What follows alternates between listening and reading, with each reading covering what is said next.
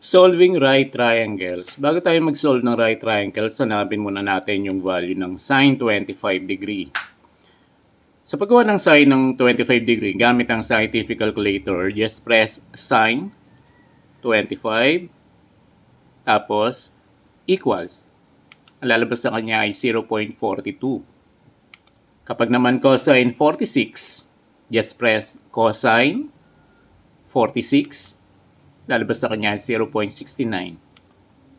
At ang tangent 62 equivalent sa tangent 62, lalabas sa kanya ay 1.88. Okay, yun dun sa mga given natin sa 1, 2, 3, naka-round off siya sa 2 decimal places. Ibig sabihin, kahit na naparaming decimal number na lumabas, i-round off na lang natin sa 2 decimal. Okay, solve the right triangle ABC. Meron tayong right triangle ABC dito. Ang given natin ng angle A ay 37 degree. At ang given natin ng length ng hypotenuse ay 16 cm. Pag sinabing solve the right triangle ABC, ibig sabihin yung tatlong angles ng right triangle ay hahanapin natin. At yung tatlong side naman ay isosolve talaga natin.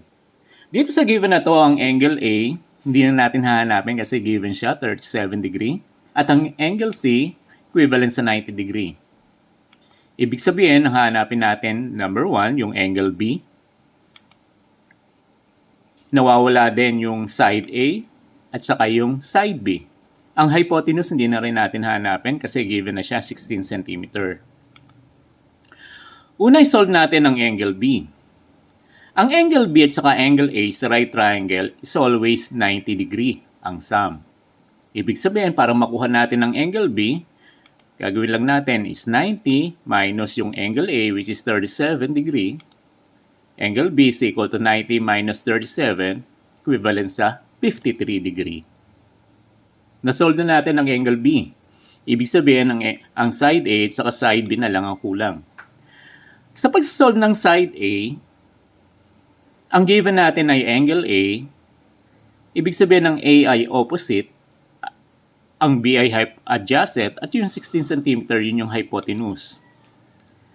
Sa pagsusolve ng side A, gagamitin natin ang sine function. Laging tatandaan, ang sine ay equivalent sa opposite over hypotenuse.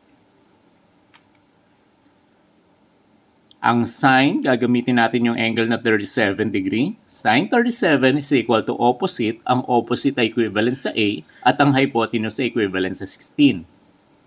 Para ma-solve natin ang A, i-cross multiply natin yung 16 sa sine 37.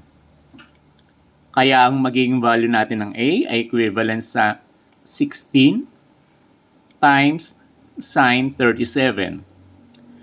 Gamit ang calculator, press lang ang 16 sine 37 equals. Ang makuha nating answer ay 9.63 cm. Naka-round off sa 2 decimal places. Next ay yung side B.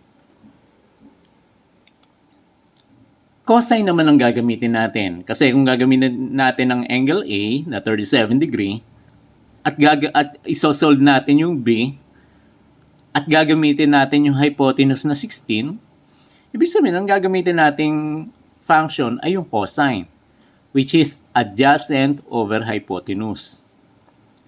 Ang cosine ay equivalent sa adjacent over hypotenuse or cosine 37 is equal to B over 16.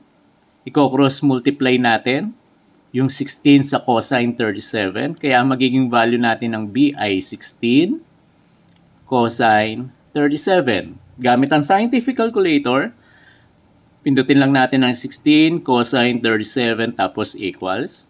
Makukuha nating B ay 12.78 cm. I-round off lang natin sa 2 decimal places. Kaya yung naging final answer natin.